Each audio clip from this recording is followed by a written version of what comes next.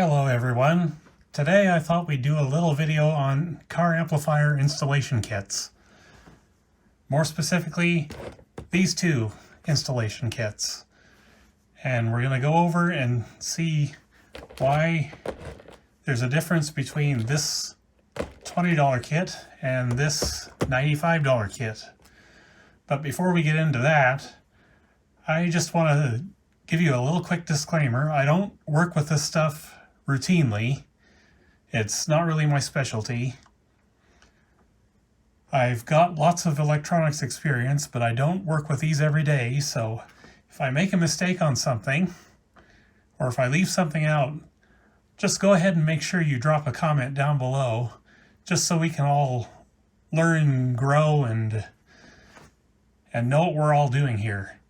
Because I don't know about you guys, but personally, I've always felt like when it comes to high power electrical, whether it be DC or AC, there's really no room for ego with this. If I've done something wrong, or if I've said something wrong, I'd like to know about it.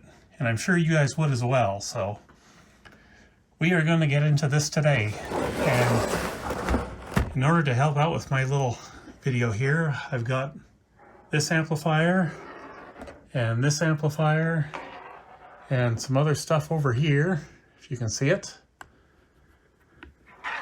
So we will get into this and we will see what we're dealing with here. And I think we'll probably start with this one, if I can straighten you out here.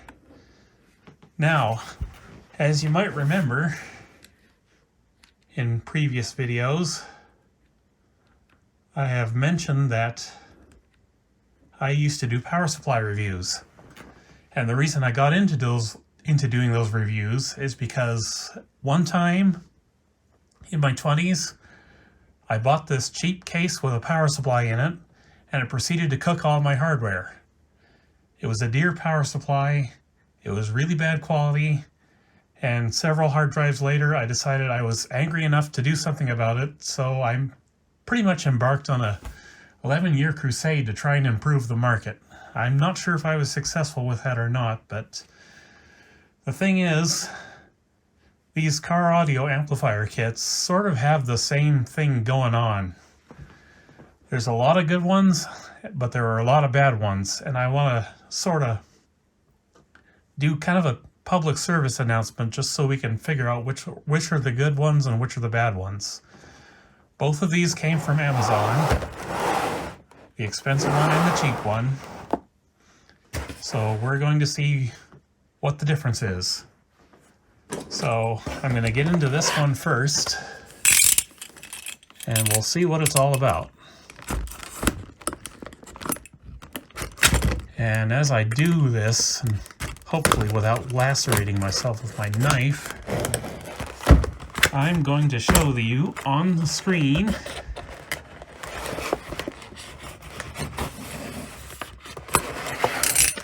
the product description page. And we're just going to go over real quick what it says here. I've got a printout here, but I'll put the actual screenshot on the video for you. Okay, so what do we have here? Well, first of all, I bought both 8 gauge, or bought both in 8 gauge, at least supposedly. I did a search for 8 gauge, and I bought the expensive one and I bought the cheap one. So let's see what the description says. $19.50. Good Lord.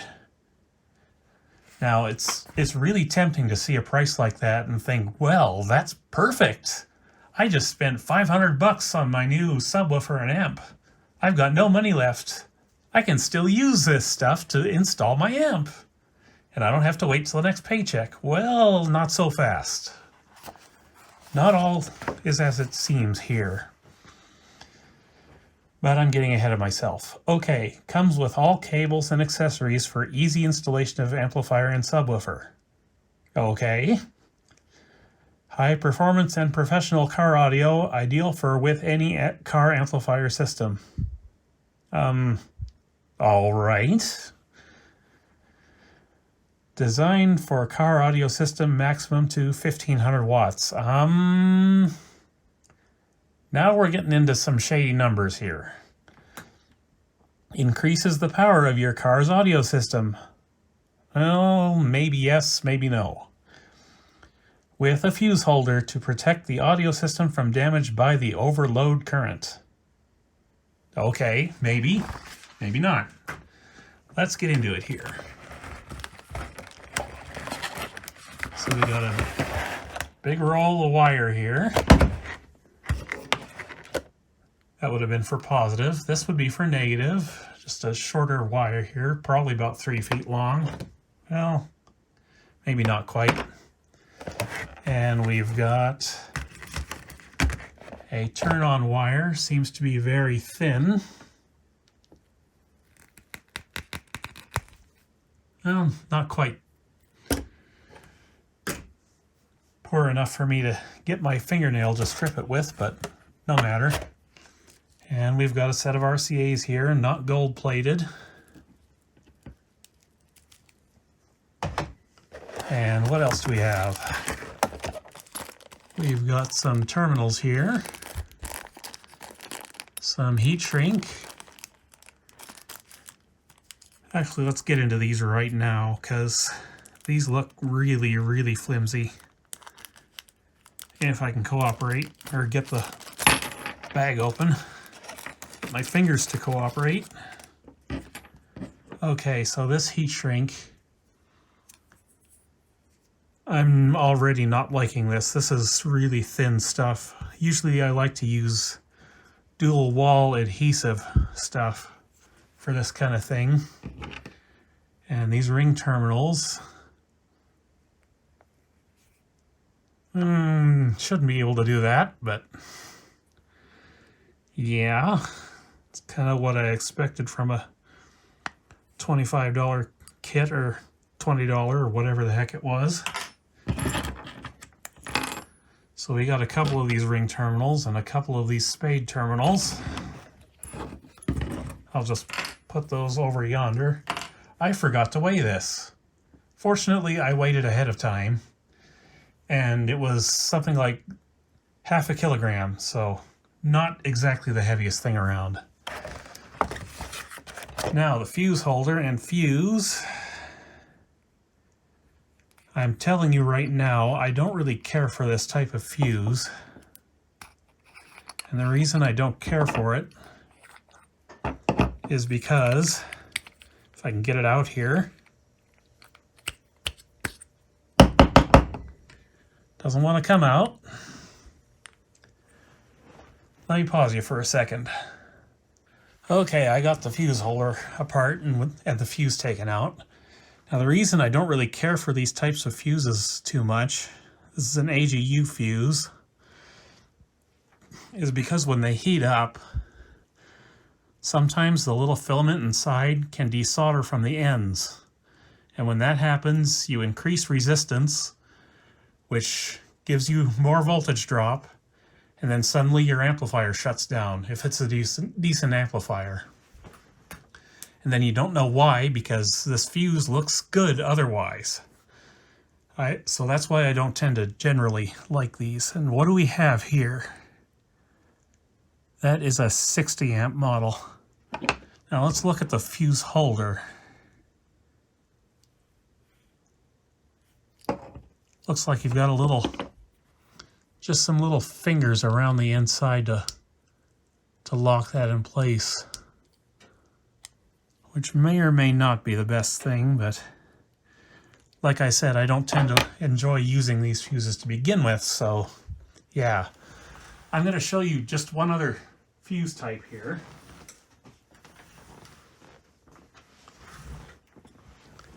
This is a maxi fuse, a little better, and we'll get into this looseness here later, but I like these a little better. This would be the cheapest thing I would use for car audio. It's basically like a regular blade fuse, only much bigger. The better fuse holders for this type have a little set screw that clamp down on this. But generally, the type of fuse I prefer most is ANL or mini ANL, which, as it would happen, is in the other amplifier kit I have for you today. Well, mini ANL. It's not full-size ANL. But yeah, this looks like a fairly low-quality fuse holder here. So I don't know that I would want to use this at all. It does at least have some kind of sealing going on here to keep moisture from getting in there, which is good. But yeah, this is a really cheap kit. No wire ferrules. And no, I didn't say ferrets, I said ferrules. I'll show you what one of those are. I happen to have one right here. This is a 4-gauge ferrule. What you do is you use these to just basically increase the quality of your connection between your amplifier and your wire, or your wire and your fuse. Although with this fuse holder, I don't think you'd be able to use one because of the little insulator in there. So yeah, I would very much like it if amp manufacturer or if amp wire manufacturer kits could start including those ferrules, because they're great. I love them, and I use them whenever I can. But let me just put this fuse holder back together, if I can. And I'm going to leave a link in the description on how to pick a decent fuse for car audio, and maybe another couple of links or so. I'm going to get rid of that packaging there. So now what we will do is we will take a look at this wire. Okay, I'll turn it around here. I don't know if you can read this real well.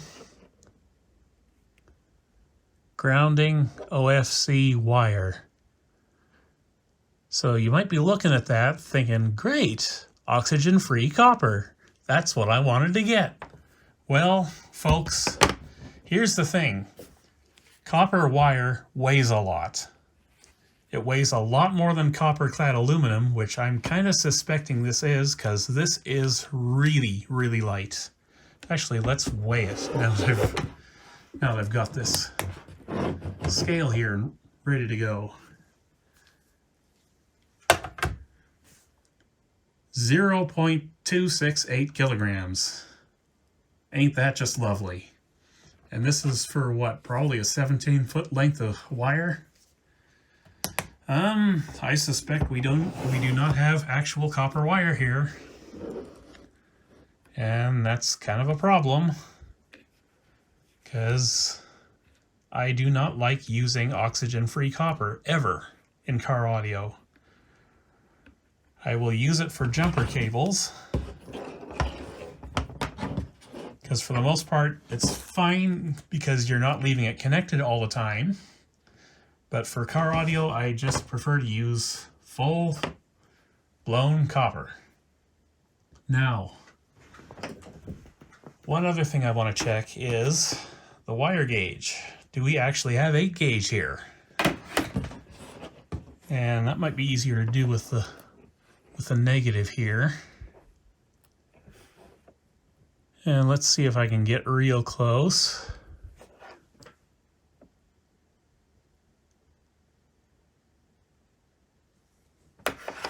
And that looks 10 gauge to me. And just so happens I've got actual 10 gauge hookup wire here. So let's compare the two, shall we? If I can get them just about right up against each other. Yeah, that's 10 gauge, all right. Now, is it really copper-clad aluminum? We should probably check that. Well, I'm going to use the power wire for that. And yeah, I'm going to say the power and ground are the same gauge. It's just this power wire has a thicker insulation on it to make you kind of think you've got 8 gauge, and in reality you do not.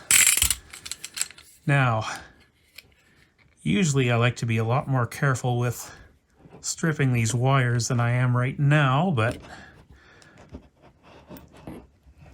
I have a strong suspicion I will never be using this wire, so. Man, that insulation's so thick I can barely even get this utility knife through it.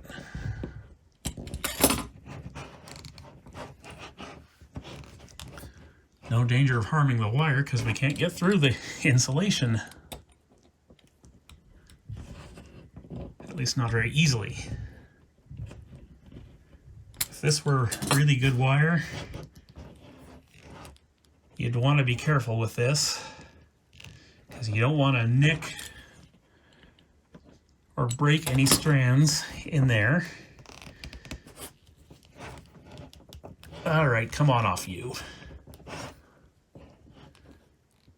Good Lord, this insulation is tough. We'll get there.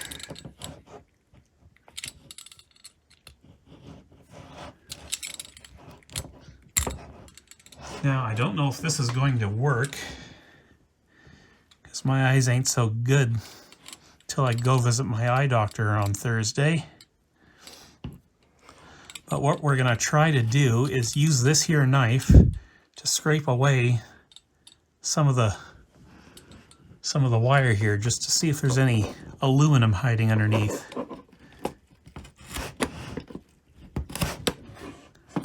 All right. Let's get up real close here.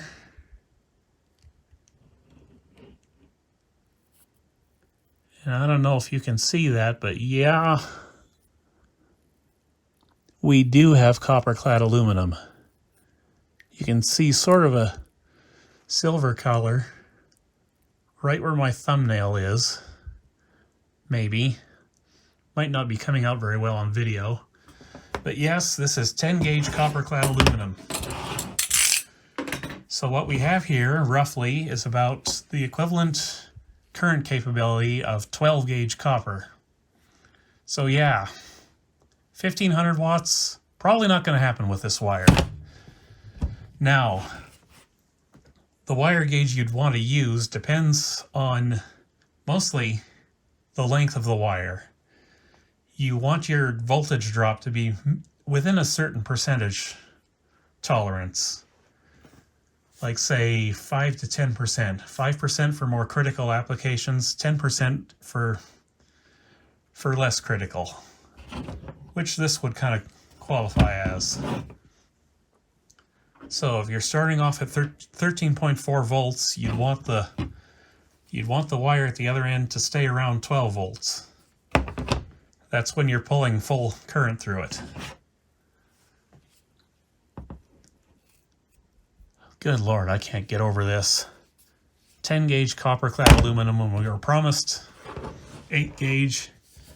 And as you can see here, OFC wire. I don't think so.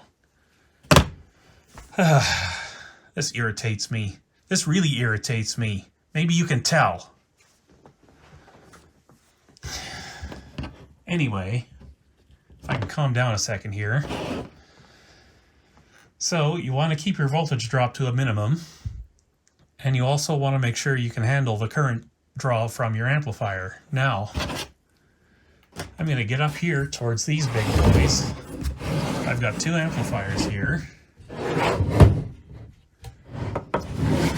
Let me sort of point them this way so you can see the power terminals. As you can see, one is much bigger than the other, and one is much more powerful than the other. But I just wanted to illustrate some other things here real quick. See, this one, this big sound stream amp, has 3 fuses, 25 amps each. They're just normal standard fuses. I don't really know exactly what it has for protection circuitry because I bought it so long ago, but yeah, this was used for a very long time powering my OptiDrive subwoofer. I have a 12-inch dual 2-ohm unit that was set up for 4 ohms, and this thing I would estimate actually does its rated power, or fairly close to it. But because we have 75 amps worth of fusing here, and because I was pulling, it's a Class AB amp, and I was pulling probably a good 60 amps out of it, I decided I was going to go no smaller than 4 gauge on this one. And with this amp, it has these sorry guys, my brain's all out of it again, as it usually is for these videos. Anyway, with these types of terminals, you really have to use ring terminals on your power wires. You should get proper ring terminals, crimp them on properly, and then be done with it. You don't want to stick bare wire into these types of terminals because they will pull out. I guess you could probably do it, but I would rather you didn't do that. Now this one uses another set of terminals, or another type of terminals. This is the kind you use a ferrule on. As you can see, it just goes in there, that big 4 gauge ferrule. However, this amp's a little interesting. I got it from somebody I knew. He bought this along with a subwoofer as a kit off eBay. It lasted 1 day. The fuse was good by the end of the day, but every single output device in this thing is shot. I mean, totally fried. That's why the back is off of it. This was marketed as a 1200 watt amplifier, and I've reversed engineered it. Nope, it's only good for about 100. Literally 1/10 of its rated power. So we're going to get that off the table right now. Now, because this is a Class AB amplifier, it's maybe 50 to 55% efficient, so your 500 watts out of this are going to cost you a lot more for current draw, so that's why I went with 4 gauge on this. Because possibility of drawing 75 amps over 8 gauge, I wasn't going to do it. Not with the wire distances I was planning on running with it. And fortunately, it still works to this day, so that's good. Now let's go back to this and talk more about ferrules. This is the kind of fuse holder you would want to use ferrules with, because like I alluded to and sort of demonstrated earlier, this is loose. And I will freely admit that I'm the guy that screwed this one up, because I was too cheap to buy ferrules. And as you can see, sticking just bare wire in there, it just pulled right out. Ferrules help with that. Plus, ferrules don't have this problem where only a few strands of the wire are clamped down. You want every strand connected with no damage, and I'm betting we're going to find damage in this. And yeah, the other thing is, you really want to have no more than about a foot between your battery terminal and your fuse holder, because you want this distance to be as short as possible. You want the most wire protected as possible, because contrary to what you might think, these here fuses are not to protect your amplifier. They're to protect the wire between your amplifier and battery. Very important, because your amplifier has already got its own protection, whether it be fuses or circuitry. And the new amp I got for my upcoming subwoofer upgrade, it's got the circuitry kind of protection. So, am I forgetting anything? Probably yes. But let's just move on. Now, what would I use out of this cheap amplifier kit? Well, believe it or not, the wire is still useful. I just wouldn't use it for car audio. There are probably uses you could find for this. like I said, it's got about the current handling capacity of a 12 gauge copper wire, so whatever that'll handle, you can use with that. But the issue, oh yeah, the one thing I don't like about copper clad aluminum, and the main reason I don't like using it, is because when you get copper clad aluminum and you damage it, and you've got that aluminum all exposed, and then you go to marry it to a copper terminal, kind of like this, I always get worried about galvanic corrosion. Galvanic corrosion leads to increased resistance, which leads to increased heat and maybe increased risk of a fire even. So, yeah, there are oxidation compounds you can get to help with that, but still, why bother? Why take the risk when you don't have to? So yeah, this might be useful, this interconnect, the RCA cables. Maybe not. Seems a little on the cheap side too, but if they work, they work. At least they won't burn your car down. So, yeah, I did damage some of those little wire strands, but that's fine. Okay, we're going to go over to the scale again. And we are going to take our Stinger 6000 series kit, and look at that, 1.7 kilograms. Like I said, real copper wire weighs a bit, so that's one way you can kind of tell what you're getting. I've used Stinger for a long time, so if there's any company I can trust to actually know what it's doing, I would presume it's this one. So let's get into this one and see what we have, shall we? It tells you what it includes back here, but we're gonna just go ahead and open it because we want to see for ourselves what's in here.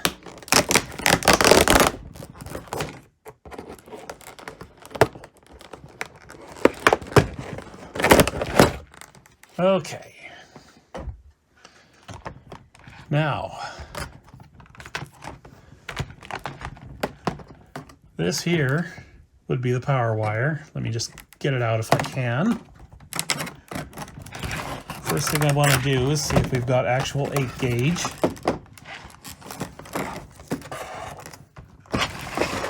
I'll just slide this off to the side here because the fuse holder is kind of trapped in there yet. Okay, so here's our Stinger wire. Whoops, sorry to bump you. And what I'm going to do is I'm going to take the 10 gauge CCA wire from this. We're going to look at them next to each other, and yes, Stinger did actually give us legitimate 8 gauge. Hallelujah!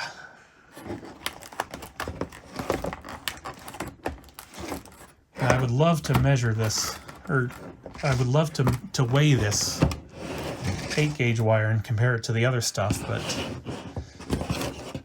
like I said, that fuse holder's trapped in there. Now, they've helpfully given us length markings on the wire itself. That's nice. HPM series 8 gauge. You'll note that it says 8AWG, American Wire Gauge, that stands for. So they're not just claiming 8 gauge, they're claiming legitimate 8 American Wire Gauge. Premium OFC power cable. And in Stinger's case, I would be pretty well willing to take their word on it, but for the purposes of this video, we're just going to get in there and see ourselves. And this is already much easier to strip.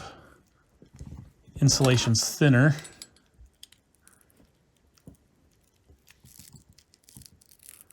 Because it's not trying to be something it isn't. And yet I still can't seem to get the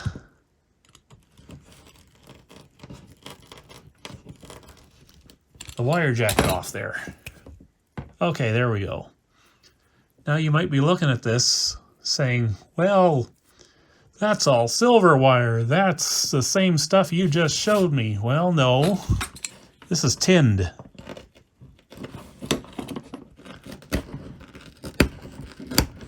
If I do this,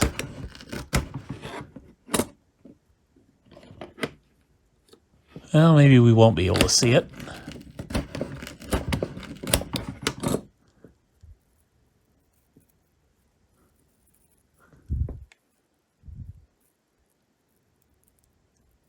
Yeah, this stuff's too good to see the copper inside there. But just take my word for it. This is tinned. This is legitimate stuff.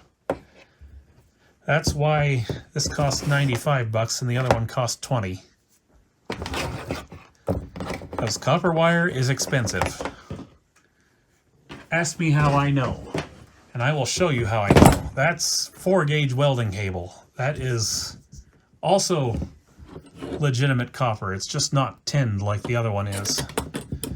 This stuff works great for amplifiers too, but just a word of caution, because this is welding cable, this jacket or this insulation is really not intended to go inside the engine compartment of your vehicle.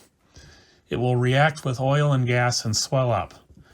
So you got to use some protection if you use this stuff. But it can be used, and that's the same stuff I used with this amp. So yeah, experience there. Now, what else have we got in the Stinger kit? Okay, we've got some zip ties. It's one thing we didn't get in the cheap kit.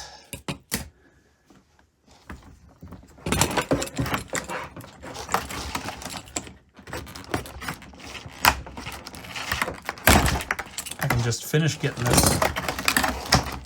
Okay, here we go. Finally. Here's the entirety of our power wire. There's a wire loom on it, which we did not get with the cheaper kit. This is the fuse holder. This is a mini A&L fuse. Exactly the kind I like. Looks like it's about a 70 amp fuse.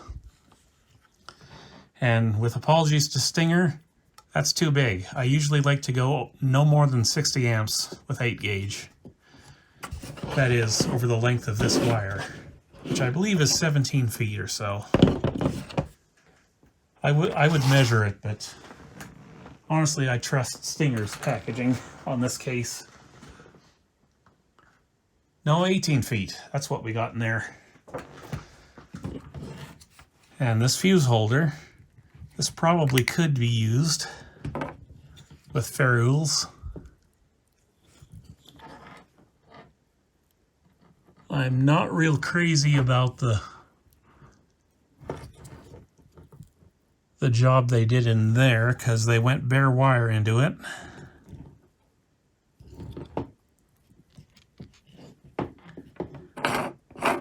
And this could be used with ferrules, like I said. And it's also got these little step-down thingamajiggers in here because this fuse holder is also compatible with 4-gauge. And one thing I usually prefer to do is to buy a fuse holder for the exact type of wire I plan to use. I generally don't like to use those step-down adapters because they can increase resistance. But in this case, Stinger usually does a pretty good job with this stuff, so yeah, I'm probably going to take this apart and use ferrules in there. That's if I've got enough of them. I don't know if I do.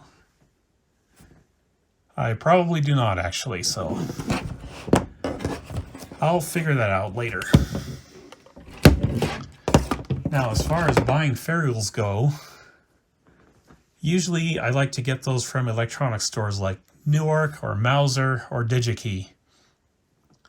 You can get them on Amazon, but I don't know how good they are for quality, so yeah, let me just turn my scale on again here, and we'll measure this power wire assembly with the fuse holder on it. And let me crank you over here. So you can see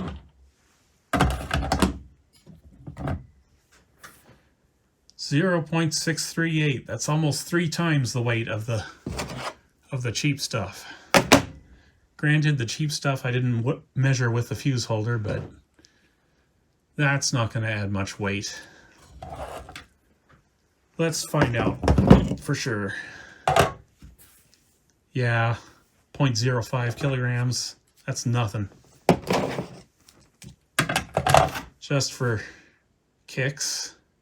Yeah, it's still barely even half of what the Stinger wire weighs. Fuse and all. Color me shocked. So let's see what else we've got in the Stinger kit. Maybe I shouldn't put that with the stuff from the cheap kit, just so I can keep them separate. Okay, here's our RCA cable from the Stinger kit. This feels much higher quality, but again, it's an RCA shielded signal cable. So there's definitely a point of diminishing returns when it comes to this stuff. Audio file grade audio interconnect. Impressive. Maybe. Kind of. I will probably not be using that in my intended application. Okay, here's the power wire. Once again, legit 8 gauge. And actually, you can just tell just from looking at the wire head on, that's real copper. I don't know about using this ring terminal, so I might have to redo that, but we'll get to that with the subwoofer videos for the Q7. Okay, we've also got these here, or not these, this speaker wire. Didn't get that with the cheap one. This feels about 16 gauge. See what it says on there. Maybe I should turn it the right way around. Yeah, 16 gauge. I'm inclined to believe them on that. So we're already getting stuff we didn't get with the cheap kit. Here's our turn-on wire. Nice and blue. I don't know if it's any thicker gauge than what the other kit came with, but it doesn't really matter because it's not really going to be carrying much current if you use it. And now accessories. What's in here?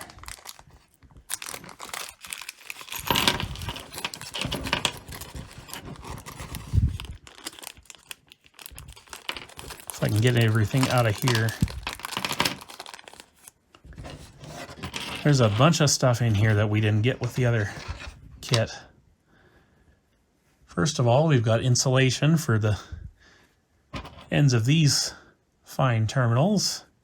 And I'm glad to see these because now I can redo the terminal on that ground wire, this one here, without having to buy ring terminals. Thanks, Stinger. Let's see what else we got. Got a few more such insulating things. Got a couple of spade terminals, or 3 or 4 or 8 or 25 or whatever. Got some little grommets. These would be for, well, maybe not for going through the firewall. This is more what you'd want for going through your firewall if you needed it. Got some self-tapping screws. We've got some lock washers. Not 100% sure what they're for, but probably for mounting that fuse holder. And I'll just point out here that, yeah, Stinger gave me this one too. These are actually both quite a bit the same. This one actually came with the same kind of step-down thingamajiggers to go to 8 gauge if I needed it. But like I said, I prefer mini A&L anyway, and A&L, so I'm going to use the other fuse holder. The one that came with this kit. So yeah, definitely got our money's worth out of the Stinger kit. I'm thinking $95 is more than 20 for sure, but when it comes to electronics and electricity, best to do things right the first time, I figure. Maybe you'll agree with me.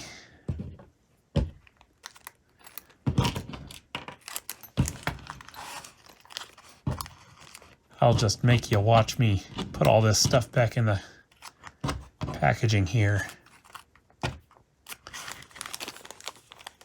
Now, I'll touch on this real quick, but I won't exactly show you how to do it. Where's my wire ferrule again?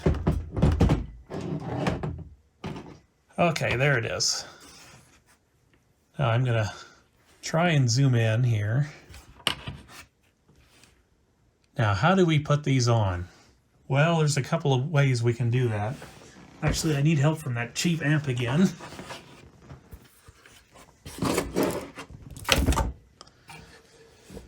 There's two ways we can do this. First, we can shove our wire into the ferrule, jack her in there, and then crimp down on there, and that will give us a nice good crimp.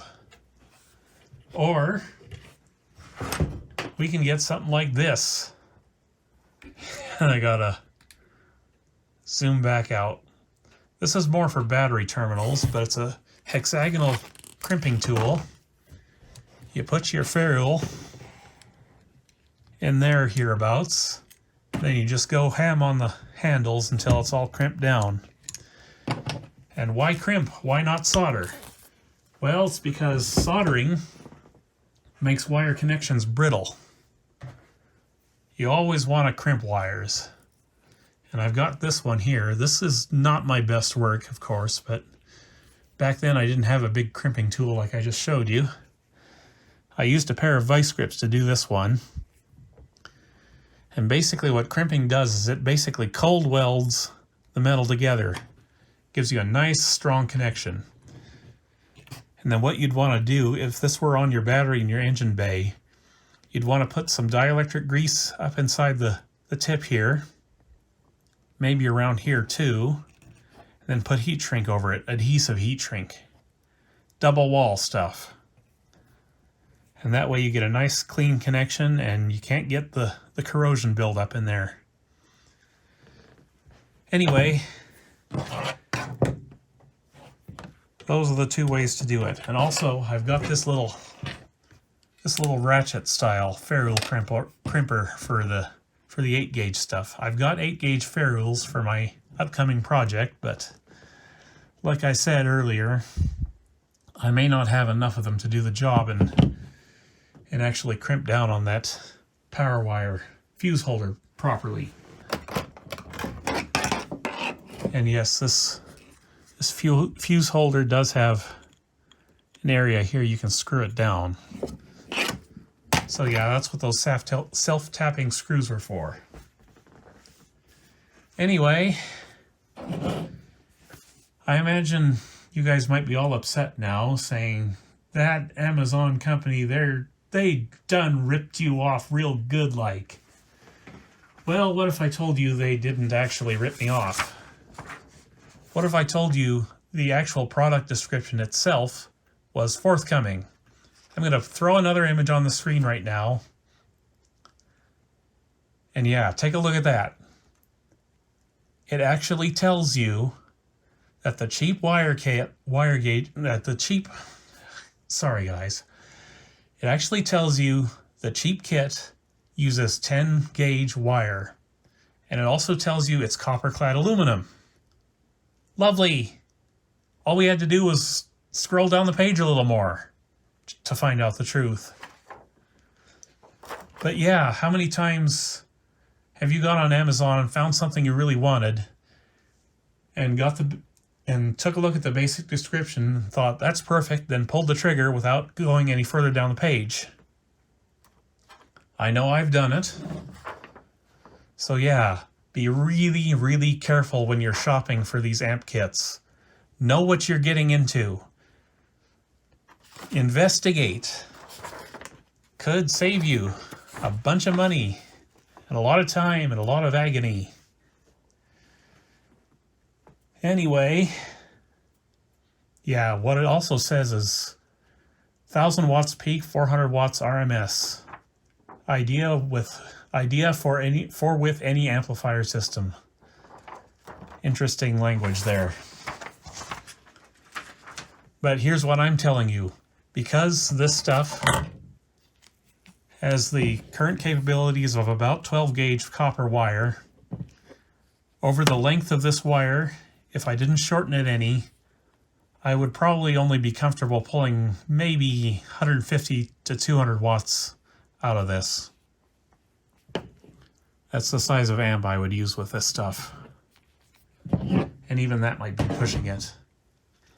But like I said, I don't even use this kind of wire in the first place. This copper-clad aluminum, no business in car audio if you ask me. So I'm going to probably toss that wire away or throw it in the box or something and never use it again. And this Stinger kit, definitely using this stuff. Very definitely using this stuff. What I might end up doing is, since I do actually have enough wire ferrules for 4 gauge, is I might grab some of the welding cable and just run the welding cable into one side of that fuse holder, and that way I'll have enough ferrules to do the job. Since the Q7 doesn't have its battery inside the engine compartment, that'll be fine. It won't be exposed to oil and gas. Anyhow, I think that's about all I've got for you today. Like I said, if I made any mistakes during this video, and if there's anything I forgot, just go ahead and drop a comment down below so we can all learn something. And don't buy any of these things. Be real suspicious of these kinds of amps. If it's $100 and it says 1200 watts, nope, just go elsewhere. A good quality, you can get good quality amps around maybe 1000 watts or so for about 200 or 300. Spend the extra. Just go ahead and do it. But don't buy those. As for the sound stream, still works. I don't know what I would use it for anymore because it's a giant Class AB amp that's really inefficient and extremely heavy.